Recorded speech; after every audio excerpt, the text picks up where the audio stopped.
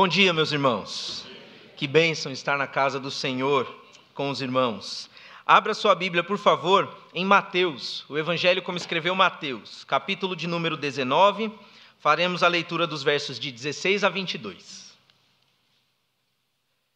Evangelho como escreveu Mateus, capítulo de número 19, versículos de 16 a 22. Hoje falaremos no encontro do conflito, um encontro que eu acho muito interessante. E a palavra de Deus nos diz assim: eis que alguém, aproximando-se, disse-lhe: bom mestre, que bem farei para seguir a vida eterna? E ele lhe disse: por que me chamas bom? Não há bom senão um só, que é Deus. Se queres, porém, entrar na vida, guarda os mandamentos. Disse-lhe ele: quais? E Jesus disse: não matarás, não cometerás adultério, não furtarás, não dirás falso testemunho, honra teu pai e tua mãe, e amarás o teu próximo como a ti mesmo. Disse-lhe o jovem: tudo isso tenho guardado desde a minha mocidade, que me falta ainda? Disse-lhe Jesus: se queres ser perfeito, vai, vende tudo o que tens e dá-o aos pobres, e terás um tesouro no céu, e vem e segue-me. E o jovem, ouvindo essa palavra, retirou-se triste, porque possuía muitas propriedades. Vamos orar mais uma vez? Estamos diante do Senhor, meu Deus, agora que a Tua palavra foi lida, para mais uma vez ouvir, meu Pai, a Tua voz. E, meu Pai, essa palavra mexeu muito comigo, meu Senhor. Que ela também mexa com os meus irmãos aqui presentes nesta manhã. E que todos, meu Pai, saiamos daqui edificados e motivados, meu Deus, a uma vida mais entregue ao Senhor. Oramos, meu Pai, agradecidos por tudo, em nome de Jesus. Amém. Os irmãos podem se assentar. O encontro do conflito. O cristianismo, meus irmãos, ele causa muita aversão em algumas pessoas. E eu posso dizer até que causa muita aversão em muitas pessoas. E por quê? Porque diferente de muitos pensamentos religiosos, o cristianismo começa nos confrontando, começa nos conflitando. Em muitas religiões e pensamentos assim religiosos, o atrativo para que a pessoa se achegue àquilo é o que o ser humano ele vai receber na sua vida tudo aquilo que ele quer. Ou o atrativo é que o Deus ao qual ele vai servir é um Deus que o ser humano quer.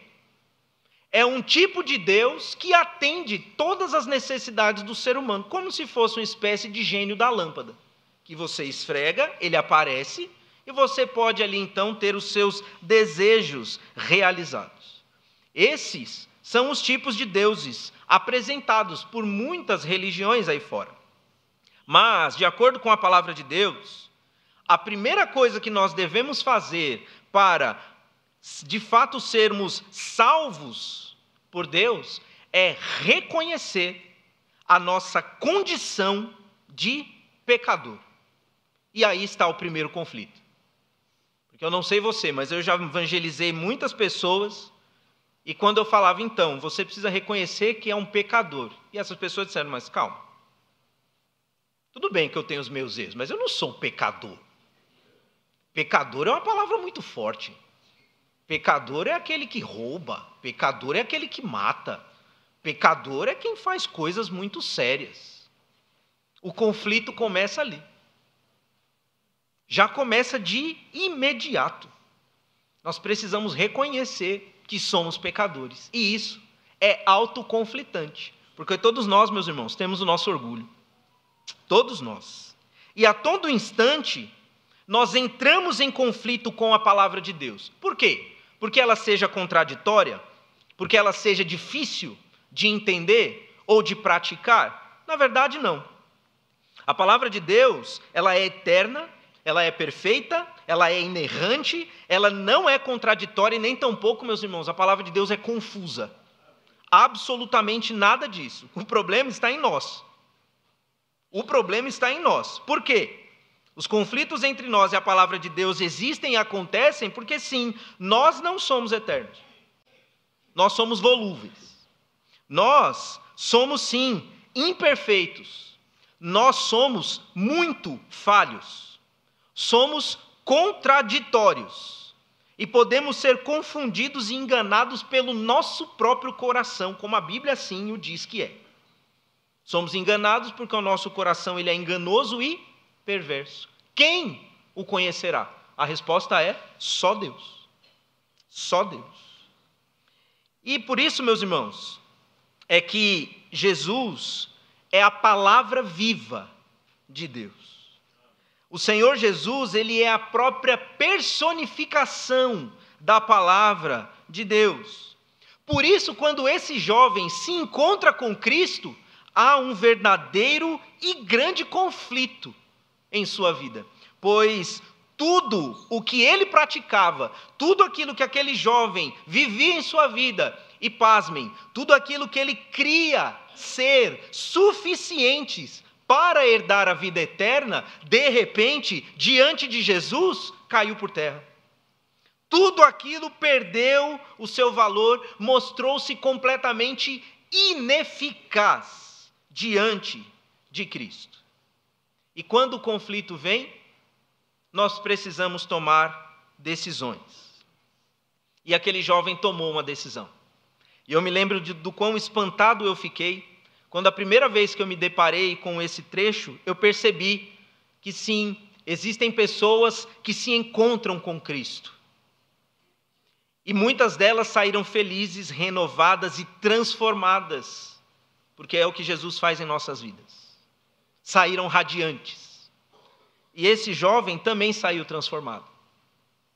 Só que ele saiu triste. Por causa de Jesus? Não. Mas por causa das escolhas que fez depois que foi conflitado com a palavra de Deus. E o que é que nós podemos aprender com esse encontro tão conflitante nesta manhã? Algumas coisas. A primeira delas, Jesus, que é a palavra de Deus, conflita as posições sociais. É o versículo de número 17. E ele lhe disse: porque me chamas bom? Não há bom, senão um só, que é Deus.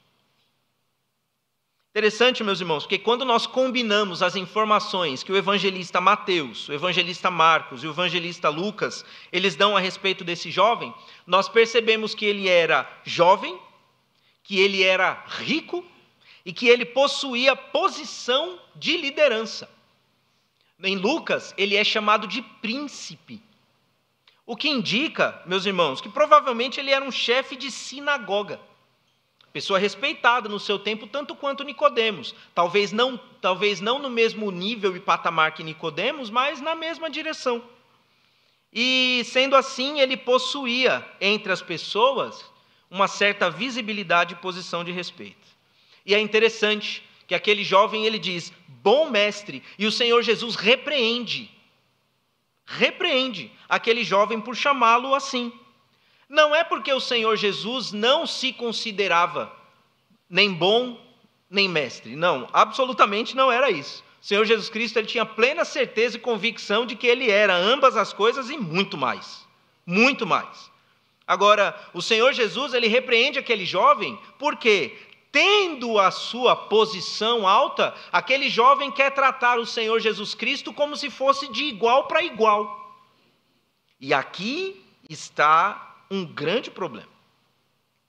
Se nós fôssemos traduzir a resposta do Senhor Jesus Cristo para contextos mais contemporâneos nossos, a resposta de Cristo seria mais ou menos assim: tem certeza que você quis dizer isso mesmo a respeito de mim? Você está prestando atenção no fato de que você não está falando com alguém que está no mesmo nível que você? O Senhor Jesus exorta aquele jovem. E, meus irmãos, o Senhor Jesus Cristo, ele é Deus e sempre deve ser tratado como tal. Principalmente por nós. Nós jamais podemos tratar o Senhor Jesus Cristo como sendo qualquer outra pessoa. Isso não pode acontecer. Eu gosto do exemplo que a palavra de Deus nos mostra do Senhor Jesus Cristo e Pilatos. Porque aquela coisa toda do interrogatório, o Senhor Jesus Cristo está quieto. quieto, ele não fala nada. E aí Pilatos ele se assusta com isso. E ele diz o seguinte, ele fala, escuta, você não vai falar nada? Você não sabe que eu tenho poder para te soltar ou para te condenar? Aí Jesus ele diz alguma coisa. Jesus vira para Pilatos e diz o seguinte, ele fala, todo o poder que você tem, você só tem porque do alto você recebeu. Em outras palavras, o Senhor Jesus Cristo está dizendo, todo o poder que você tem, fui eu quem te dei.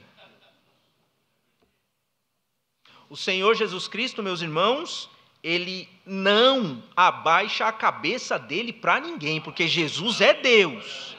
E nós devemos tratar o Senhor como Deus. E quando eu digo nós, eu falo a nós, filhos de Deus, servos de Deus. Porque nós, irmãos, muitas vezes achamos que Cristo, ele é o nosso irmão, mas no sentido de que é igual a nós. E não, meus irmãos, nós somos co-herdeiros com Cristo, nós somos sim filhos adotivos de Deus, mas o Senhor Jesus Cristo continua sendo as primícias. O Senhor Jesus Cristo continua sendo superior, ele continua sendo o nosso Salvador. E infelizmente hoje tem muita gente que trata o Senhor Jesus Cristo como se fosse qualquer pessoa. E meus irmãos, Eclesiastes capítulo 5, versículo 1. Vai ali comigo, por gentileza.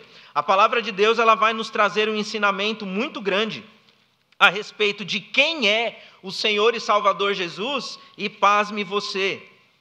A palavra de Deus ela vai dizer que nós precisamos ter isso principalmente quando estamos na casa de Deus. Eclesiastes capítulo 5, versículo 1.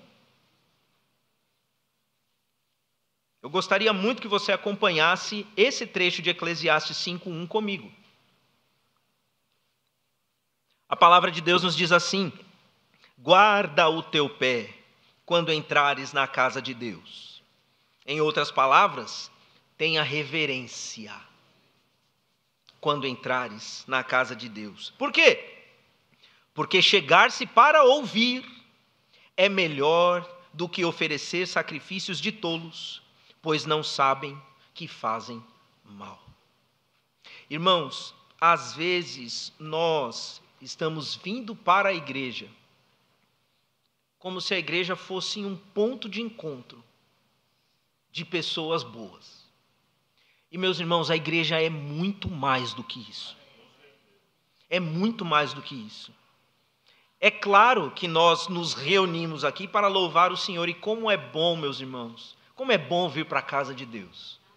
Eu acho que eu já disse isso daqui outras vezes, mas eu vou repetir.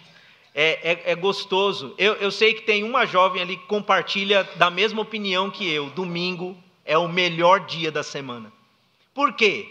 Porque eu vejo a minha família na fé. É porque eu vejo vocês. É porque eu vejo meus irmãos. É porque eu vejo os meus adolescentes. É porque nós podemos ter essa comunhão. É bom, é gostoso. Mas acima disso, meus irmãos, é porque aqui eu venho para cultuar ao meu Senhor e Salvador. Eu venho aqui para, junto com você, render glórias e graças a esse Deus maravilhoso, porque nós só estamos aqui por causa dele. A nossa vida só existe até hoje por causa dele. Sua misericórdia, sua graça, seu poder, seu amor, sua proteção. Como o pastor Carlos Júnior disse hoje, seu sustento sobre nossas vidas. Eu aprendi a orar, meus irmãos, toda vez que eu vou almoçar, minha esposa sabe disso, toda vez que eu vou orar eu falo, Senhor, obrigado pelo alimento que o Senhor nos dá, porque ele é prova da fidelidade do Senhor para conosco. Meus irmãos, nós temos todos os dias o que comer, porque Deus é fiel e não nos permite faltar absolutamente nada. E por isso nós não podemos tratar Deus, o Senhor Jesus, como se fosse qualquer pessoa. Chegar aqui na igreja, meus irmãos, é bom, porque nós vamos cultuar ao Senhor, e de bônus, e de brinde, vamos desfrutar de uma comunhão maravilhosa. A igreja é muito mais do que um ponto de encontro, meus irmãos. A igreja é o ajuntamento do povo de Deus para glorificar o nome do Senhor. É por isso que aí a gente entra na casa de Deus e a gente deve desligar celular, a gente deve se desligar do mundo, a gente deve se desligar de algumas coisas. E eu tenho certeza que talvez você esteja pensando assim, fala, mas pastor Fernando, eu já vi o senhor mexendo no celular durante o culto. Deixa eu explicar. Os irmãos sabem que uma das minhas funções é ser o pastor da música. Então, enquanto os pastores eles estão pregando, eu estou pedindo a Deus a direção, para que na hora do apelo, nós possamos cantar a música que vai ao encontro do coração de Deus e do nosso também, para que a palavra de Deus ela possa chegar ainda com mais profundidade em nosso coração. É por isso que eu olho o celular, tá bom? Agora tem muita gente que me manda mensagem ali no WhatsApp, eu vou ver isso em casa depois, 1 hora e meia depois. Tem gente que manda mensagem no culto, pastor, ora por uma coisa. Eu vou avisar no culto da semana que vem, da quarta-feira, porque eu não vejo na hora do culto. Aqui, meus irmãos, é lugar para a gente se desligar de tudo e se ligar com Deus. E tem outro versículo também, esse você não precisa abrir, porque ele é bem curtinho, Abacuque capítulo 2, versículo 20. O Senhor está no seu santo templo, cale-se diante dele toda a terra. Não é qualquer pessoa. Aquele jovem disse, bom mestre, você não crê nisso, então me trate com respeito. Não sou qualquer rabino. Irmãos, o nosso Deus não é qualquer Deus. É o Deus criador de todas as coisas. Merece honra, respeito, reverência por parte de cada um de nós. E isso, muitas vezes, é um conflito para nós. Quem é mais importante do que eu? Muitas vezes, no nosso pensamento, ninguém. Mas Deus é. Jesus é. E nós precisamos, sim, dia após dia, nos humilhar diante de Jesus, porque Ele é maior do que nós. Mas há uma segunda lição que aprendemos. É que o Senhor Jesus Cristo, Ele conflita as obras. Eu acho muito interessante quando aquele jovem, ele chega para Jesus e diz assim, bom mestre, que bem devo fazer para herdar a vida eterna? Era comum, irmãos, no tempo de Cristo, muitos judeus pensarem que havia uma obra específica que eles haviam de fazer para herdar a vida eterna. É o conceito da meritocracia. Por isso o jovem fala daquele jeito, que bem eu devo fazer. E esse pensamento ele perdura até hoje na mente de muitos. Aqueles que pensam que nós conseguimos as coisas diante de Deus por meritocracia. E não são só pessoas no mundo não, irmãos, infelizmente. Há muitos crentes perdidos nesse tipo de pensamento também. Eu vou fazer isso, isso e isso, porque aí Deus ele vai ver o quanto eu estou fazendo e por que eu estou fazendo, Deus vai me dar.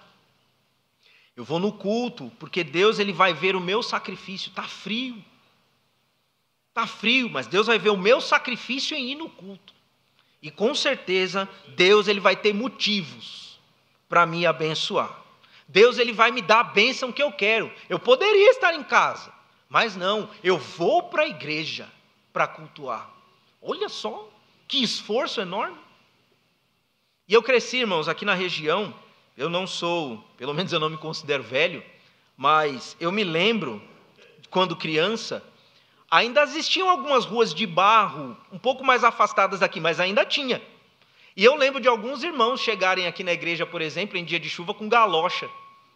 Os irmãos saíam de casa com 1,70 m, chegavam na igreja com 1,75 m, tanto de barro que tinha embaixo da galocha. Os irmãos chegavam aqui mais altos até. Eu lembro de irmãos que vinham para a igreja de ônibus. E onde é que era o ponto de ônibus? Lá embaixo, na Avenida Iervante. Aí ou subia aqui a Celso dos Santos andando, ou subia esse ladeirão abençoado aqui que tem. João Furquim, se eu não me engano o nome dele. Você quer fazer um teste no seu coração? Suba aqui, de pé. Você vai ver. E hoje em dia, meus irmãos, o ponto de ônibus é aqui, na calçada da igreja. Se você for simpático e conversar com o motorista, ele te deixa na porta aqui, ó. Porque eu já vi muitos irmãos e irmãs, o motorista parando o ônibus aqui. Aí o irmãozinho desce, dá um tchau para o motorista dá tchau, fecha a porta e vai embora. Pois é. Sem contar que carro, meus irmãos, antigamente, não era para assim, não era a quantidade que a gente vê hoje. Louvado seja Deus, o povo de Deus hoje tem carro. Louvado seja Deus, isso é bom, isso é uma bênção. A gente até precisa de mais estacionamento, e que Deus nos dê mais estacionamento e dê mais carro para os irmãos, em nome de Jesus. Mas o fato, irmãos, é que dificuldade para a gente vir e chegar na casa de Deus. Frio, a gente tem roupa, louvado seja o nome do Senhor. Tempo, clima, como chuva, a gente tem guarda-chuva, a gente tem capa de chuva. Louvado seja Deus por isso. Pastor, está muito calor. Tem ar-condicionado dentro da igreja, não fica quente aqui.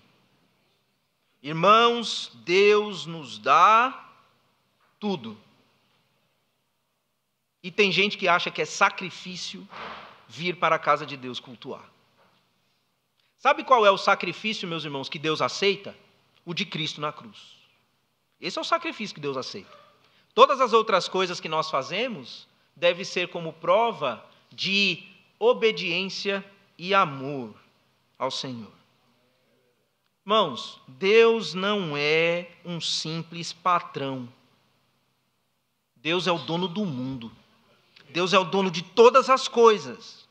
Deus não trabalha com barganhas. Deus não é comerciante. Deus é Deus. Deus trabalha com obediência. O profeta Samuel falou sobre isso. Eis que o obedecer é melhor do que o sacrificar, e o atender é melhor do que a gordura de carneiros. Está na Bíblia, 1 Samuel capítulo 15, versículo 22. Jesus, então, ele vem nessa manhã para conflitar as nossas obras. O que é que nos leva a pensar? O que eu faço? Aliás, o que nos leva a pensar, o que eu faço para o Senhor, eu de fato faço para o Senhor, ou eu faço por interesse próprio? Porque, meus irmãos, nós como crentes, e eu sou o primeiro a dizer isso, nós não podemos fazer as coisas para Deus esperando receber coisas de Deus. Nós precisamos fazer as coisas para Deus por causa daquilo que Ele já fez por nós. Enviou Jesus na cruz para morrer por nós, nos tirou do caminho da perdição, colocou-nos no caminho da salvação eterna, tirou-nos de uma vida medíocre no pecado para nos dar vida e vida em abundância. O Senhor Jesus Cristo nos tirou de um mundo cheio de guerra, cheio de conflito, nos colocou num mundo de luz, num mundo de paz. O Senhor Jesus Cristo nos tirou de um mundo que estava caminhando como na direção de Deus, como inimigos de Deus, e hoje nós somos amigos de Deus, nós somos filhos de Deus. Tudo isso, meus irmãos, e muito mais, devem ser motivação para que tudo o que fizermos ao Senhor, façamos com todo o nosso coração, como ao Senhor, não aos homens. Como diz a palavra de Deus em Colossenses 3, 23. E Colossenses 3, 24, também nos diz algo maravilhoso. Quer ver? Vamos lá. Colossenses capítulo 3, versículo de número 24. A palavra de Deus, ela vai dizer algo maravilhoso aos nossos corações. Colossenses 3, 23, já lemos, já falamos aqui. E tudo quanto fizerdes, fazei-o de todo o coração como ao Senhor e não aos homens. E o 24, olha só. Sabendo que recebereis do Senhor o galardão da herança. Irmãos, as bênçãos de Deus são uma garantia para as nossas vidas. Nós não precisamos nos preocupar em receber as bênçãos, elas são garantidas. O que nós precisamos então concentrar e colocar o nosso foco é em servir ao Senhor, é em viver ao Senhor. É obedecer ao Senhor, sabendo que recebereis do Senhor o galardão da herança, porque a Cristo, o Senhor, servis. Quem obedece é abençoado. Essa é a matemática de Deus. Não é na barganha, é no amor, é na obediência.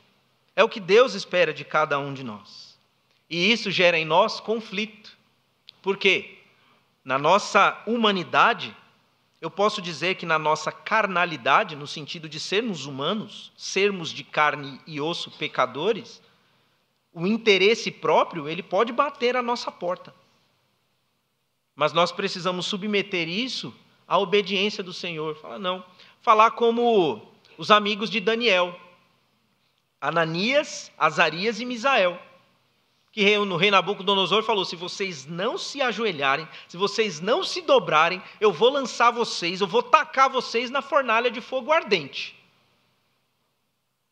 Agora, se vocês me reverenciarem, eu darei presentes a vocês. Irmãos, que coragem, que testemunho daqueles homens. Porque eles falaram: ó rei, com todo respeito, fique com os presentes para o Senhor. Não queremos, não precisamos de nada disso. E se o Senhor quiser nos tacar na fornalha de fogo ardente, fique à vontade, Deus é Deus. Se Ele quiser que morramos assim, louvado seja o nome do Senhor. Mas se Ele quiser, Ele tem poder para nos libertar. Então faça o que o Senhor quiser. Você entende o porquê de Nabucodonosor ele ter ficado tão irado? Ele foi conflitado e, sinceramente, meus irmãos, ele foi humilhado pela fé daqueles homens. Aí ele fala: é? Então aumenta a fornalha 700 vezes mais. Por isso que ele ficou nervoso. E por isso que o livramento do Senhor foi muito maior. Porque Deus é Deus. E quem obedece ao Senhor, quem reverencia, quem dá honra, glórias ao Senhor, esse é abençoado por Deus. E por fim, Jesus conflita, meus irmãos, não somente as obras, mas o Senhor Jesus, ele conflita também a religião vazia. Porque o Senhor Jesus Cristo passou uma série de mandamentos para aquele jovem. Não porque os mandamentos, o cumprir da lei salvaria aquele jovem. Não, mas é para que aquele jovem analisasse a sua própria vida. E eu acho interessante, meus irmãos, eu não creio que aquele jovem tenha chegado, apesar dele ter tentado tratar o Senhor Jesus como sendo qualquer outro rabino, mas eu não creio que aquele jovem tenha chegado na presença de Cristo com a intenção de simplesmente desmoralizá-lo. Não, eu creio que aquele jovem, ele de fato buscava saber o que precisava fazer, porque lá no livro de Marcos, a palavra de Deus no versículo 21 do capítulo 10, vai dizer que Jesus, ouvindo a resposta daquele jovem, o olhou e o amou. Jesus amou aquele jovem. O que eu entendo, que aquele jovem estava sincero na sua busca. Então ele estava procurando fazer aquilo religiosamente. Para quê? Para ser salvo. E aí então o Senhor Jesus Cristo, ele disse: opa, então para você só falta uma coisa, pega os seus bens, vende tudo e me segue. Aí aquele jovem toma uma decisão. E ele sai da presença de Cristo triste, verdadeiramente triste. Por quê? Ele amava mais os bens que tinha do que a lei de Deus. E meus irmãos, aquele jovem ele até podia cumprir os mandamentos da lei, mas o seu amor estava nas riquezas do mundo. E em nossos dias, muitos lugares pregam e ensinam que a vida com Deus, ela não pode nos trazer conflitos ou renúncias. Se essas coisas sobrevierem a nós, então algo está errado. Mas, irmãos, o evangelho não é isso não. O evangelho vai muito além. Fé não é crer apesar das evidências. Fé é crer, ou melhor, fé é obedecer apesar das consequências. Deus nos chamou para uma entrega de vida completa a Ele. Vivemos a religião verdadeira no Senhor quando nós abrimos mão de dinheiro, não só, tá bom? Mas quando nós abrimos mão daquilo que somos, com o intuito de deixar Deus nos tornar aquilo que Ele quer que sejamos. É quando nós abrimos mão do nosso orgulho próprio, é quando abrimos mão da nossa intelectualidade, é quando abrimos mão dos nossos costumes, é quando abrimos mão dos nossos posicionamentos, é quando nós abrimos mão dos nossos padrões, da nossa justiça própria. Quando a gente abre mão de tudo isso, meus irmãos, para que todas essas coisas, elas sejam em Cristo, em nós. É quando nós abrimos mão daquilo que a gente acha que é meu ou é do eu, para que seja de Deus em nós. Religiosidade, esse trecho nos mostra, não é prova de encontro com Cristo, é prova de conflito. O Senhor sempre vai nos conflitar por conta da nossa religiosidade.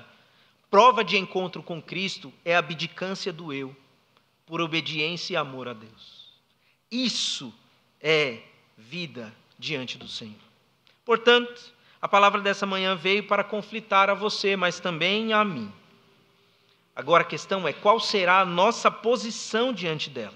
A mesma do jovem rico?